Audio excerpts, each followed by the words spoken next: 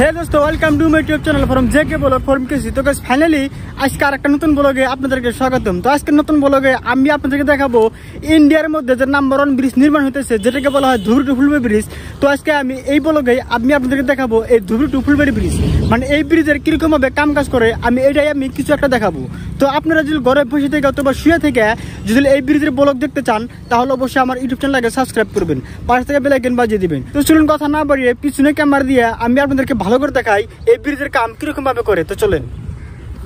তো গাইস দেখেন, এই ব্রিজের ঢালাইগুলো যে করে থুয়ে দিছে, ঢালাইগুলো যে ফিটিং করছে দেখেন, এইগুলোর উপরে মানে ঢালাইয়ের উপরে এই যে দেখেন গাড়ির মধ্যে একটা পার্টস রয়েছে, কত বড় পার্টস।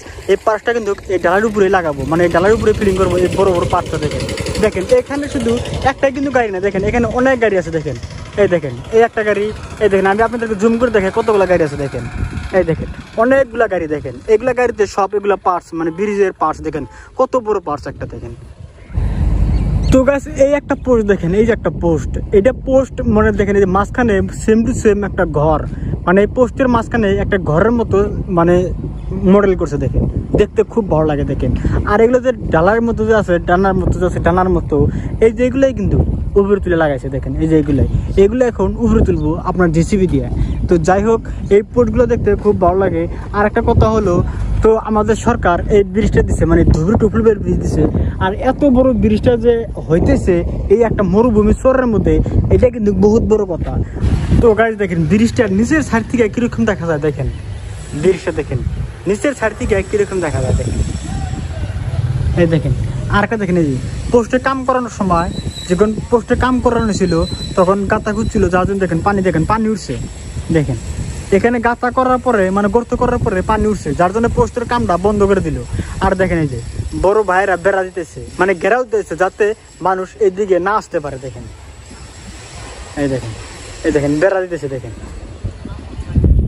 তো গাইস এই পোস্টটা দেখেন কিরকম ভাবে শারিং করে। দেখেন কত উঁচা পোস্ট, এই পোস্টটা শুধু লোহা লাস্কর দিয়ে শারিং করছে। দেখেন শুধু লোহা লাস্কর।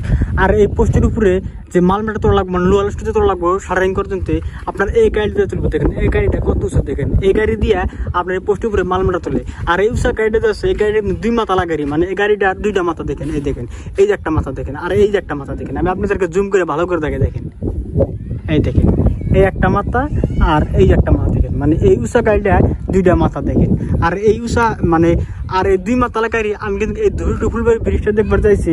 এই ব্রিজটা দেখবার এসে এই 2 মাথালা গাড়ি দেখতে পেলাম। এর আগে আমি কোনোদিনও দেখি নাই।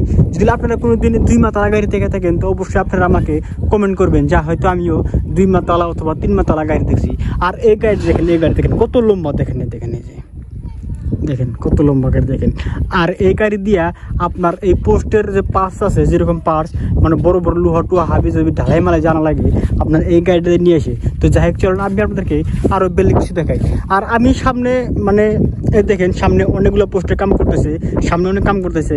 আমি সামনে আর যেতে পারবো না, কারণ দেখেন সামনে নদী, পানি বাড়ছে। দেখেন অনেক পানি। দেখেন এই সামনে দেখেন এই যে দেখেন।